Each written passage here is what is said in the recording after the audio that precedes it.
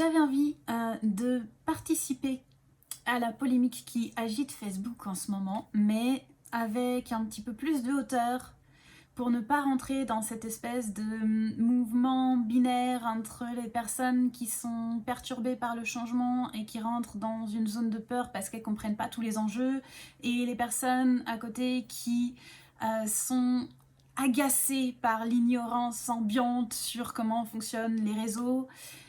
Donc un petit peu démêler tout ça pour les personnes qui ont besoin que ce soit démêlé, et dans le même temps remettre l'église au milieu du village. C'est une expression que j'utilise beaucoup en ce moment, pour que le message passe, que bordel, en fait, il y a des choses sur lesquelles à un moment donné il faut ouvrir les yeux quand on travaille sur les réseaux. Donc cette vidéo va parler de deux choses. Elle va parler, des conditions d'utilisation des données. Je suis absolument pas une experte sur le sujet, donc je vais juste amener une perception. Et propriété intellectuelle, je ne suis pas non plus une experte sur le sujet, mais voilà, je viens du monde de l'art, je viens de l'illustration, je viens du graphisme, donc j'ai à minima les bases. Et pour travailler dans l'illustration régulièrement encore aujourd'hui, je sais que les clients en face n'ont absolument pas connaissance de comment ça fonctionne et de quelle est la loi en termes de propriété intellectuelle. Ça concerne l'utilisation de tes données aussi, c'est le même fonctionnement, donc on va démêler ça. Si ça peut dénouer quelques peurs, ça me fera plaisir. Si ça peut aussi amener un petit peu de connaissance sur un sujet qui me tient à cœur, parce que quand on est auteur, quand on est artiste, la propriété intellectuelle c'est juste quelque chose d'essentiel, et c'est assez compliqué de se battre sans arrêt pour que notre travail soit reconnu et payé à sa juste valeur. Donc c'est un sujet qui me tient vraiment à cœur, et autant utiliser la vague pour en parler. Premier point, ça a toujours été le cas quand on utilise vos données. C'est-à-dire qu'on est sur Internet, on est sur les réseaux, c'est pas nouveau. Il n'y a rien aujourd'hui qui soudainement apparaît en termes d'utilisation de vos données, des photos, des textes, de tout ce que vous partagez sur les réseaux en fait. Ça fait des années, des décennies que c'est public d'office à partir du moment où vous appuyez sur publier. Ça n'a rien de nouveau. C'est quelque chose que tu as accepté le jour où tu t'es inscrit sur le réseau et où tu as coché la petite case j'accepte les conditions sans les lire, et que tu as dit ok j'y vais, j'ai pas de temps à perdre là-dessus. En fait, dans les petites lignes, dans le grand texte qui est chiant à lire, on est d'accord, il y a les conditions d'utilisation de tes données, et si tu dis oui, tu acceptes. C'est un contrat. C'est pas un gros truc papier comme on fait chez le notaire, mais en fait c'est le même principe. Tu signes un contrat à l'inscription sur le réseau et tu as déjà dit oui à ce qu'on utilise tes données.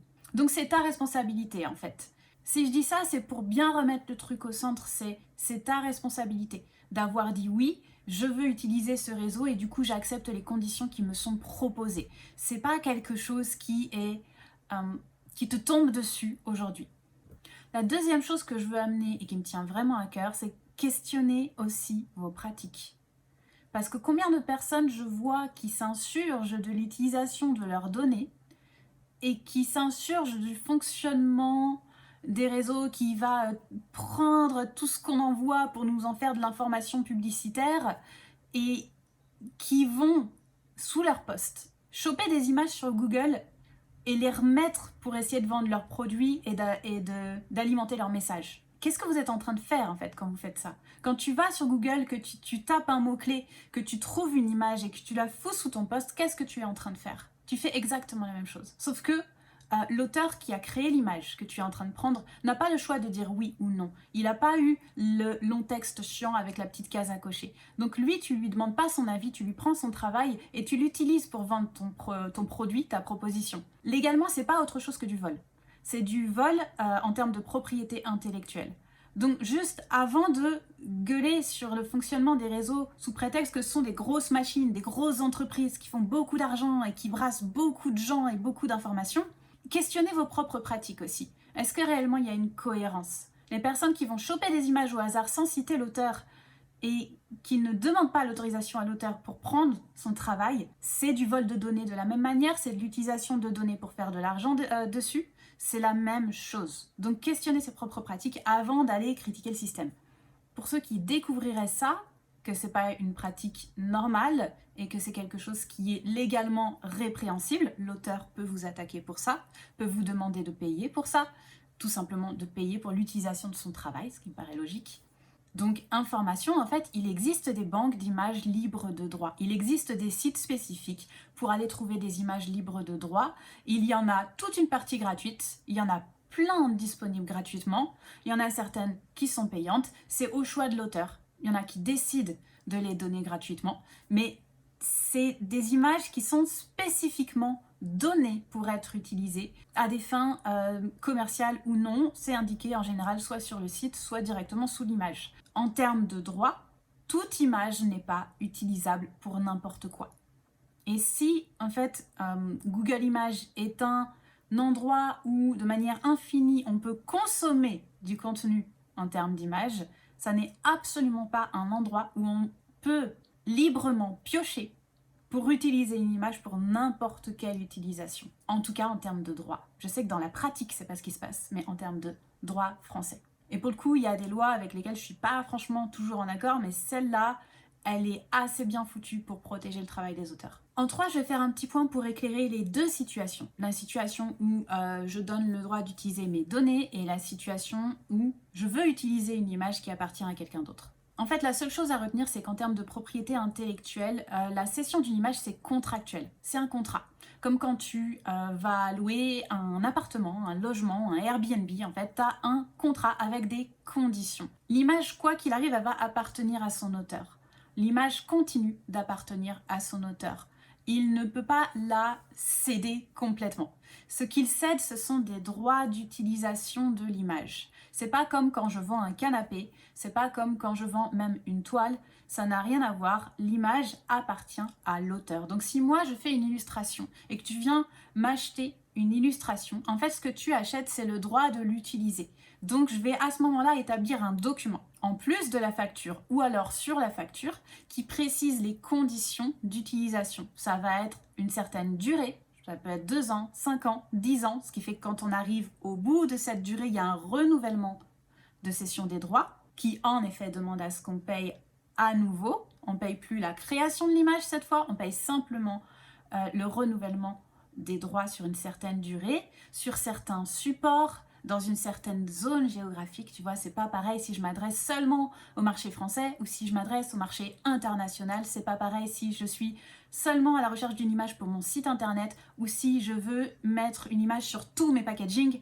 C'est pas la même utilisation, c'est pas la même masse de diffusion, donc va pas y avoir le même retour potentiel sur l'utilisation de l'image, parce qu'on utilise l'image dans le but d'avoir un retour aussi commercial, d'avoir une meilleure visibilité.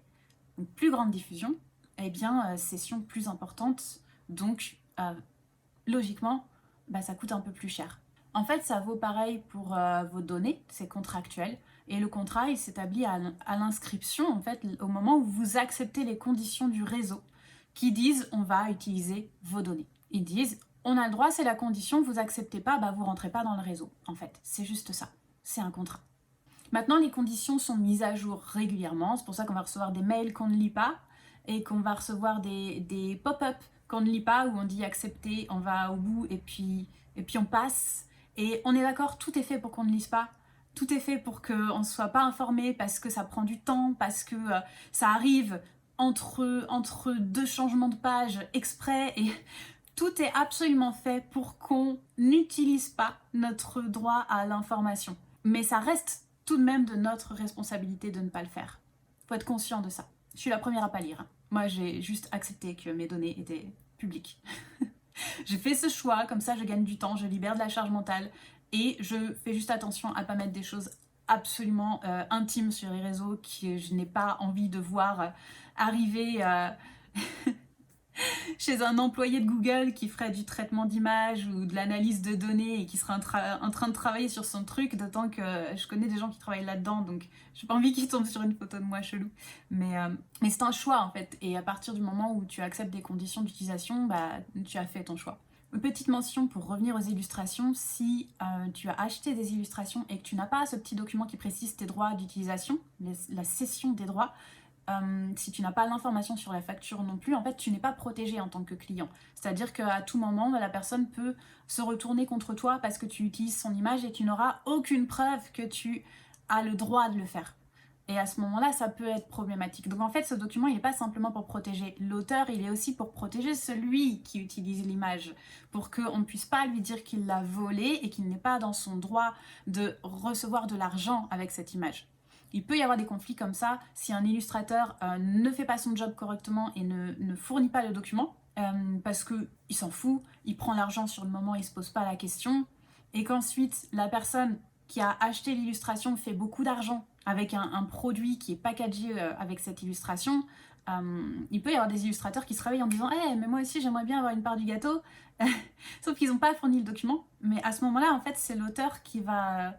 j'ai pas de précédent juridique en tête, j'ai pas étudié la question à fond, mais a priori, légalement, c'est le client qui va être dans la merde parce qu'il ne peut pas prouver qu'il a l'autorisation d'utiliser cette image. Donc faites gaffe en tant que client aussi, en fait.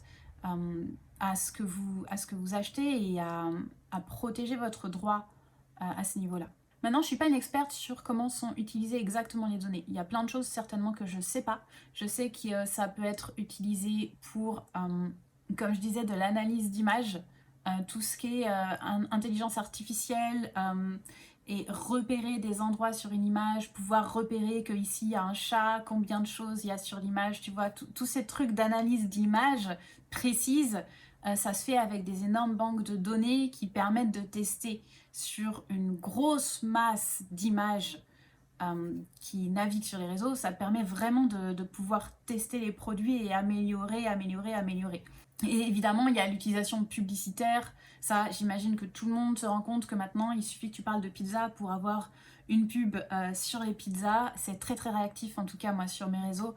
Il suffit vraiment, même verbalement, que j'ai une discussion sur quelque chose et 10 minutes plus tard, je vais l'avoir dans mon fil. Donc effectivement, il y a cette utilisation-là. Personnellement, ça me dérange pas trop parce que je suis pas hyper sensible à ça. Je vais pas me ruer sur une pub pour acheter, donc je me sens pas oppressée, tu vois. J'ai pas la sensation que ça me dérange. Ça fait juste un peu chelou des fois d'avoir vraiment la sensation d'être écoutée. Ça me donne cette petite sensation désagréable d'être écoutée en permanence. Mais au-delà de ça, je survis quoi. Et le dernier point, parce que pour moi c'est ça qui se joue en fait, au-delà de l'agacement de voir le même post répété, copier-coller, ce qui est assez absurde parce que quand on comprend un peu comment fonctionnent les réseaux, ils vont pas aller checker qui a posté quoi, franchement, ils s'en contrefoutent, ça ne fonctionne pas comme ça. Que on oublie assez vite qu'on a signé des conditions, et qu'utiliser le réseau vient avec ces conditions. Au-delà de ça, en fait, et au-delà du fait que ça peut être très rigolo de se moquer un peu de cette tendance, il y a eu des très très très bonnes blagues qui m'ont bien fait rire. Au-delà de ça, je crois que ça nous renvoie à une responsabilité d'être lucide sur le monde qui nous entoure, en fait. Juste ouvrez les yeux sur le monde qui vous entoure. Vous utilisez les réseaux, sachez un peu ça se place dans quel contexte. On est dans un monde d'information, on est dans un monde où nos données valent de l'argent. Et on est dans un monde où les services qu'on utilise appartiennent à des entreprises. Une entreprise, par définition, ça fait de l'argent. Elle doit trouver son argent quelque part. Donc elle utilise pour cela des stratégies. Et nous, on est clients de cette entreprise, même quand on consomme gratuitement le contenu. C'est là qu'il y a une méprise en fait. C'est le deuxième point que je voulais amener sur cette conclusion. C'est 1, être lucide, et 2, arrêter de considérer que tout est un dû. En fait, il y a cette petite phrase, tu sais, qui dit quand il n'y a pas de produit, c'est toi le produit. C'est un peu ça. On est dans un monde qui fonctionne essentiellement comme ça. Ce qui veut dire qu'en échange, en fait c'est juste un échange de bons procédés, en échange d'avoir accès à une quantité infinie de ressources gratuites, parce que c'est ça en fait qu'il y a sur internet, une quantité absolument infinie de ressources gratuites. Regardez ce côté-là aussi, tous ceux qui râlent là parce qu'il y a des choses qui deviennent payantes. Moi aussi ça me fait chier qu'il y ait des choses qui deviennent payantes et que j'ai moins d'accès et que j'ai l'impression d'être moins privilégiée si je paye pas et que je me pose la question qu'est-ce que je paye pas. Bien sûr c'est un peu chiant pour soi en termes individuels, mais si on réfléchit à plus grande échelle, vous vous rendez compte de la somme colossale de services gratuits qui nous est proposée aujourd'hui via nos téléphones ou via nos ordinateurs? Vous vous rendez compte de ça?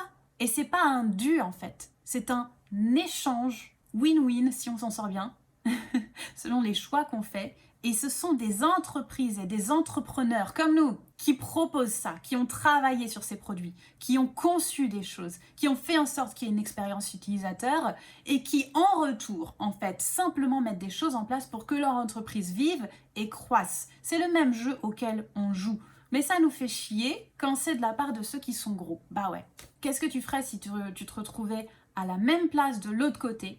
Eh bien, tu ferais grandir ton entreprise et tu mettrais en place des stratégies qui te permettent à la fois de gagner de l'argent, à la fois de faire grossir la machine, à la fois d'attirer plus de monde, à la fois de créer des nouveaux services et de pouvoir avoir de l'argent pour réinvestir et pour payer tes employés et de faire de la recherche. Et évidemment que tu ferais ça à ta manière et peut-être que ça aurait une autre forme et un autre visage, mais ça m'étonnerait que tu arriverais à contenter tout le monde et ça m'étonnerait que tu prendrais bien les remarques qui disent ah non, c'est pas normal que tu demandes de l'argent alors que ça fait 15 ans, 20 ans, 30 ans que tu proposes quelque chose d'absolument libre et gratuit à une masse énorme de personnes. Donc juste ouvrir les yeux avec lucidité sur ça, arrêter de penser que tout est indu. Si tu ne veux pas participer à ces échanges commerciaux, ce sont des échanges commerciaux, tu ne veux pas y participer, tu ne veux pas donner tes informations, tu as parfaitement le droit et c'est parfaitement légitime. Mais dans ce cas, en fait, simplement, tu ne bénéficies pas du service en retour.